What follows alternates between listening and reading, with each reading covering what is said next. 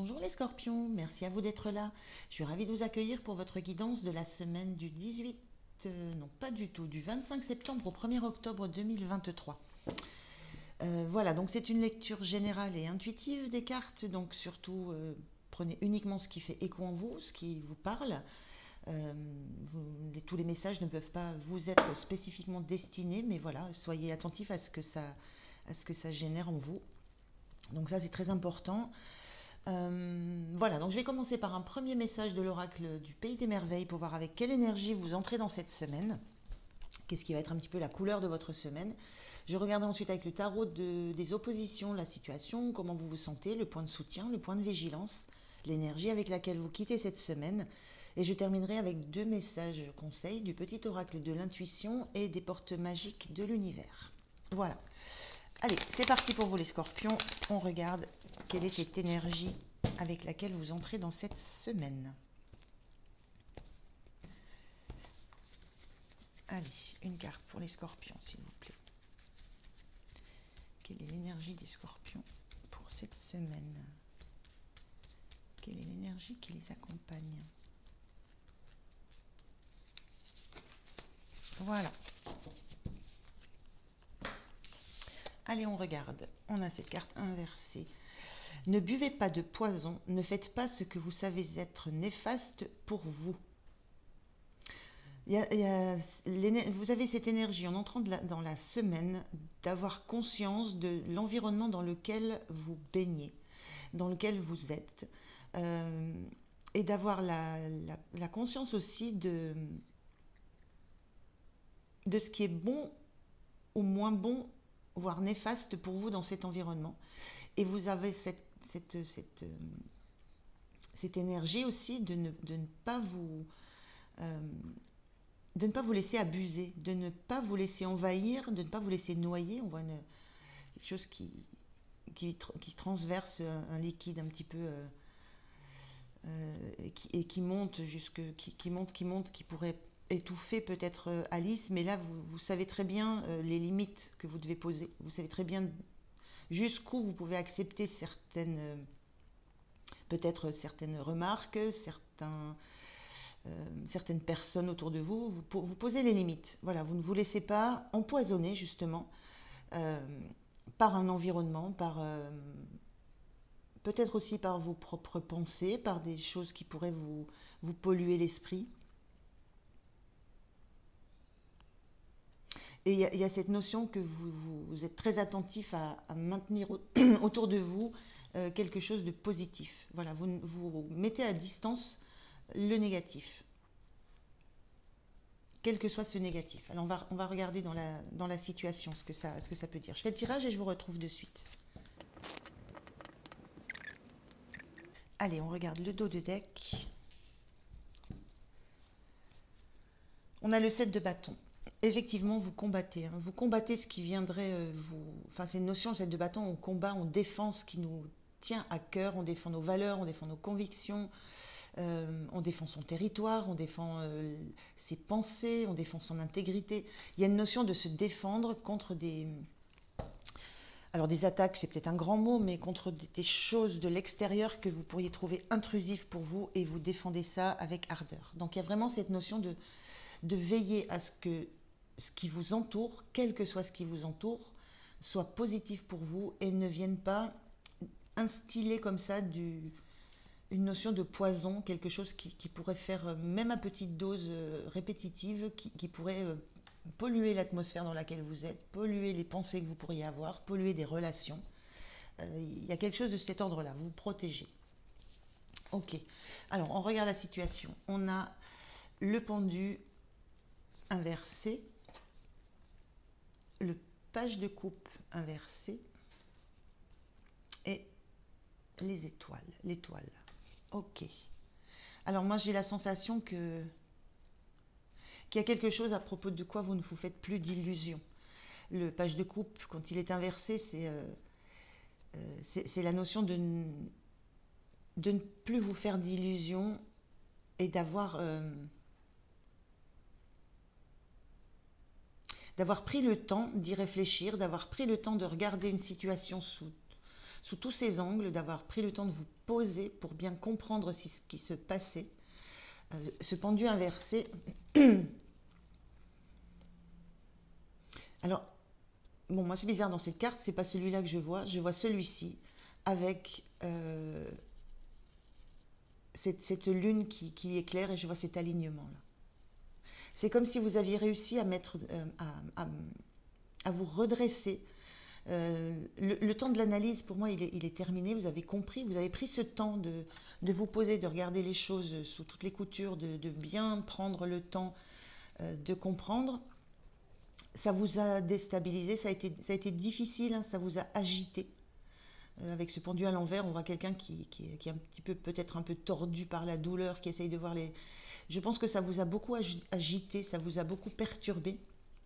Et moi, ce que je ressens là, c'est que là, vous êtes de nouveau aligné, et aligné avec cette lune, aligné avec les valeurs profondes qui sont en vous, avec ce qui est de plus profond en vous. Vous êtes aligné avec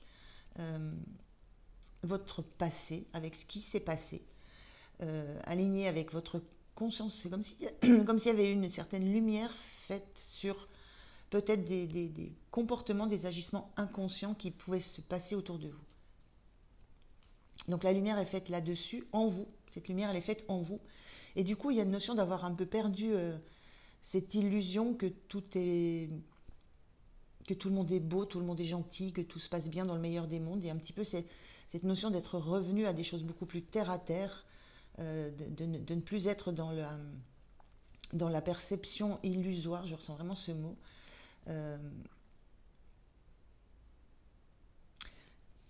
Oui, dans une perception illusoire de ce qui se passe.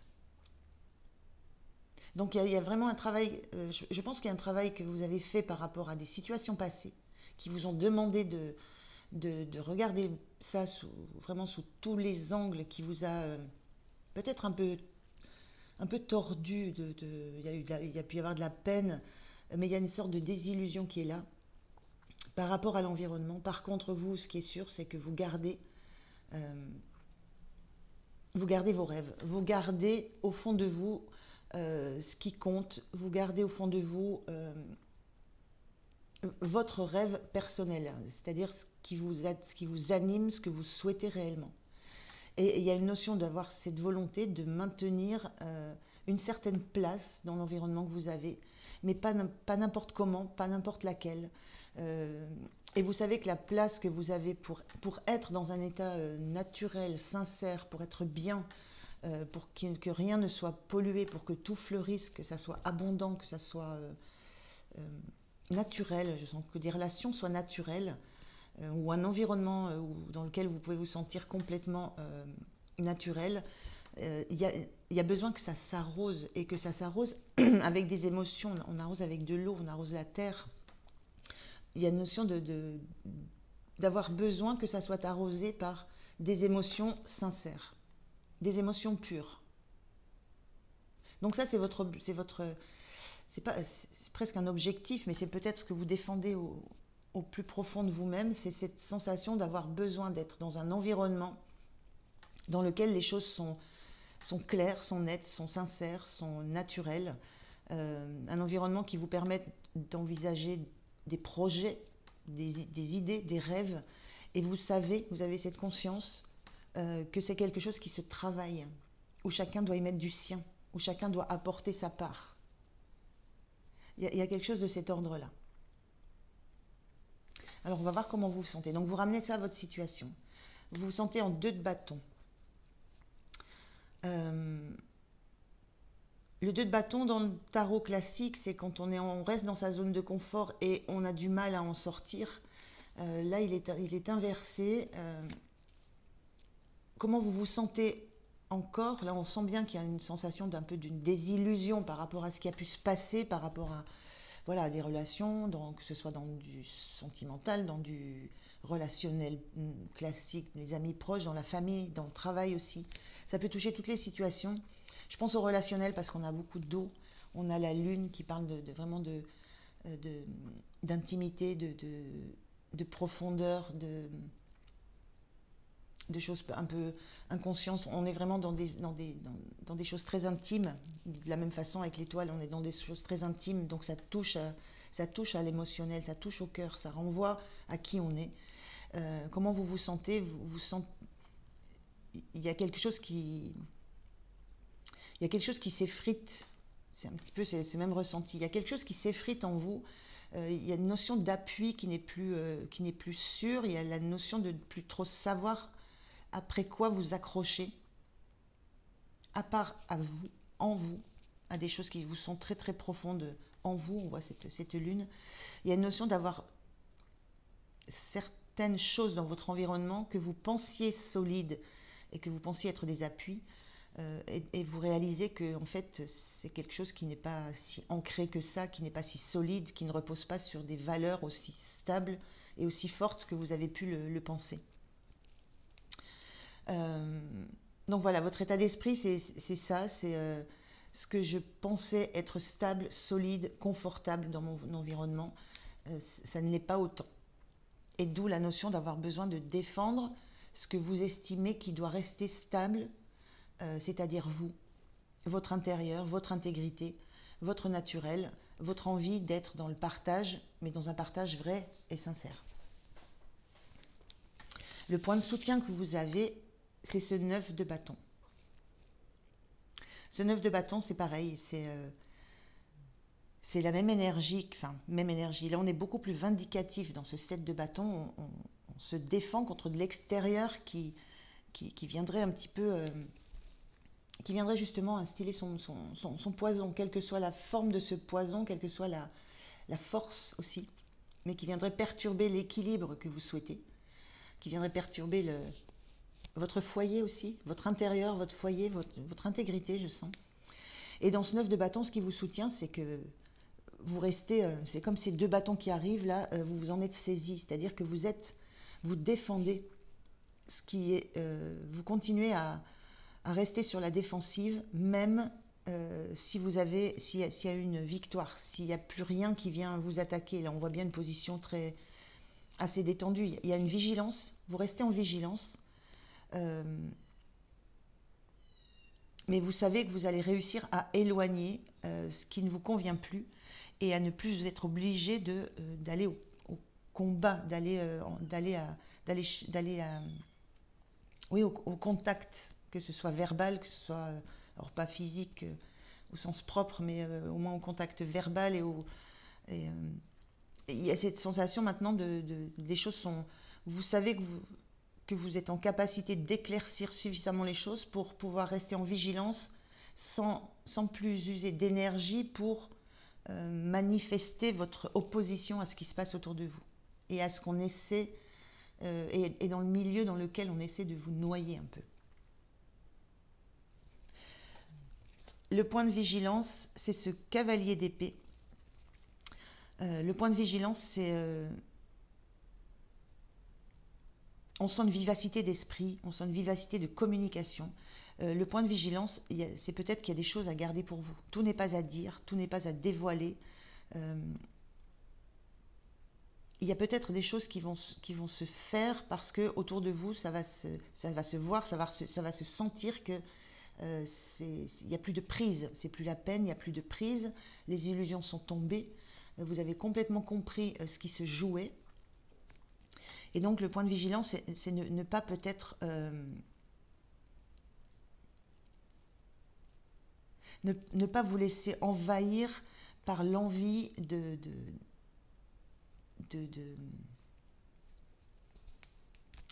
par l'envie peut-être d'en rajouter, j'ai envie de dire, peut-être par l'envie d'aller enfoncer le clou, mais avec la parole, par le verbal, d'aller comme ça clouer des choses par des paroles, parce que les paroles peuvent être... je pense que vous pouvez avoir des paroles qui peuvent être assez dures, assez blessantes. Donc, point de vigilance, c'est attention à la façon dont vous dites les choses, dont vous les exprimez. Revenez à ce qui est vous. Revenez à ce qui est réellement naturel et sain à l'intérieur de vous. Ne vous laissez pas polluer par votre mental, par votre ego. C'est une forme de poison. euh, de se laisser envahir par des pensées, des envies de, de, de réponse, des envies de dire les choses de façon très forte, très crue peut-être. Donc il y a ce point de vigilance où on vous dit prenez un peu de recul avant d'exprimer des choses. Voilà. Parce que ça risque, par effet miroir, ça risque de blesser à la fois l'autre et par effet miroir, vous aussi, parce que vous serez peut-être allé trop loin dans ce que vous aurez dit. Vous êtes en conscience de ce qui se passe. Restez dans votre intégrité, restez dans votre oui, dans votre intégrité, dans ce qui vous est cher, dans ce qui est profond en vous, dans ce que vous avez compris de ce qui se jouait. Restez sur la défensive. Le territoire, vous l'avez bien marqué à nouveau. Vous êtes bien en clair avec les limites qui ne sont pas à dépasser par les autres. Donc cette vigilance, vous l'avez. Mais n'entrez pas dans un combat où vous vous sentiriez peut-être bien sur le moment d'exprimer tout ce que vous avez à dire, mais ça n'apporterait pas beaucoup plus de résultats. Donc attention à cet ego qui pourrait se manifester fortement. Votre énergie en fin de semaine, super, le 3 de coupe. Une sérénité, un apaisement. Le 3 de coupe, ça parle souvent d'amitié, où on voit plusieurs personnes qui fêtent, qui sont ensemble. Là, sur cette carte, c'est une personne, un personnage seul, qui savoure, qui prend le temps de savourer, qui sait qu'elle est dans ce personnage-là, qui sait qu'elle est dans un milieu, dans un environnement qui est abondant, qui est serein, où il y a de la réserve, où il y a de quoi se nourrir, il y a de quoi s'abreuver. Voilà. Il n'y a pas de notion de poison, il y a juste une notion de paix, de sérénité et d'abondance. Voilà. C'est ce climat que vous réussissez à recréer en vous et autour de vous. Vous avez retrouvé, on voit ici, là, il y a quelque chose qui est en train de monter, de vous noyer, contre quoi vous vous battez, contre quoi vous réussissez à vous opposer, pour retrouver un environnement de la même façon. Les limites sont posées, mais l'environnement, il est serein, il est clair, il est épuré. Il y a quelque chose d'épuré dans cet environnement. Donc voilà, les scorpions, c'est un petit peu l'énergie de votre semaine. Ça vient après une phase de grande analyse de quelque chose qui n'était pas sain dans votre environnement.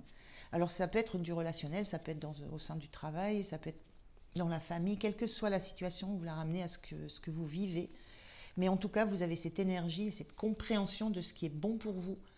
Et vous mettez les moyens pour que ça le reste, ça le redevienne et ça le reste. Alors, un message conseil pour vous les scorpions.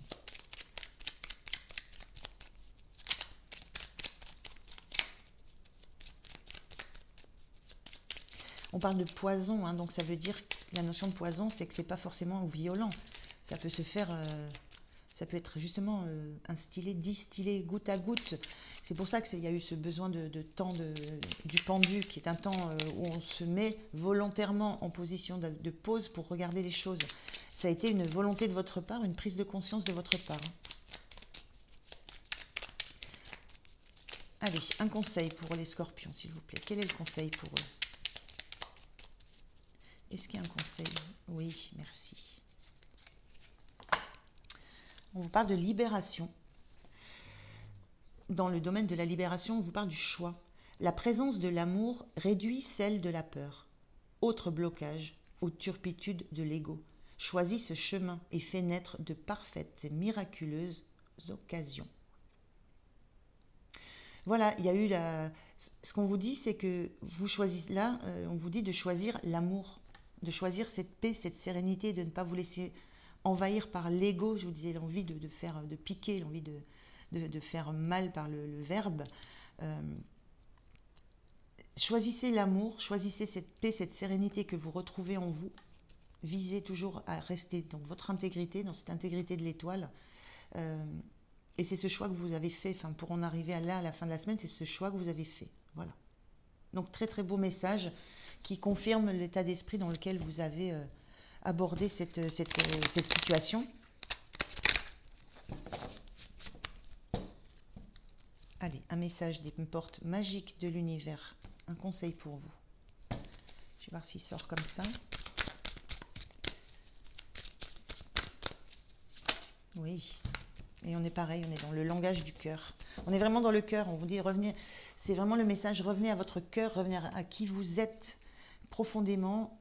Et ça, c'est ce qui se passe là, hein, quand on a cet éclairage lunaire, on revient en soi, à sa propre conscience, à ses propres valeurs. Donc on est bien dans ça.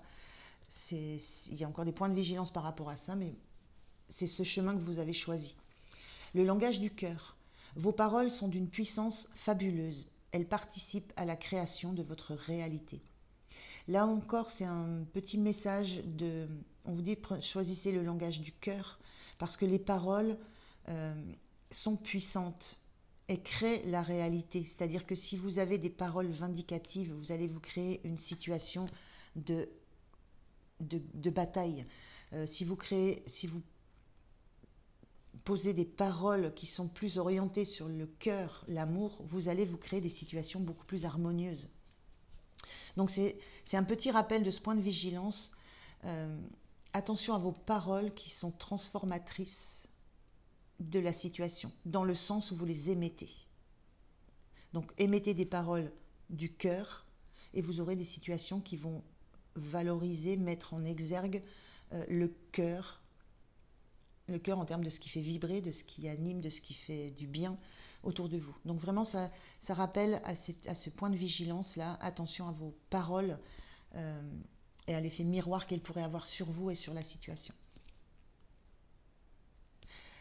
Voilà pour vous les scorpions, je vous remercie vraiment de m'avoir écouté. Je vous souhaite une très très belle semaine. Prenez bien soin de vous, moi je vous dis à tout bientôt. Merci, au revoir.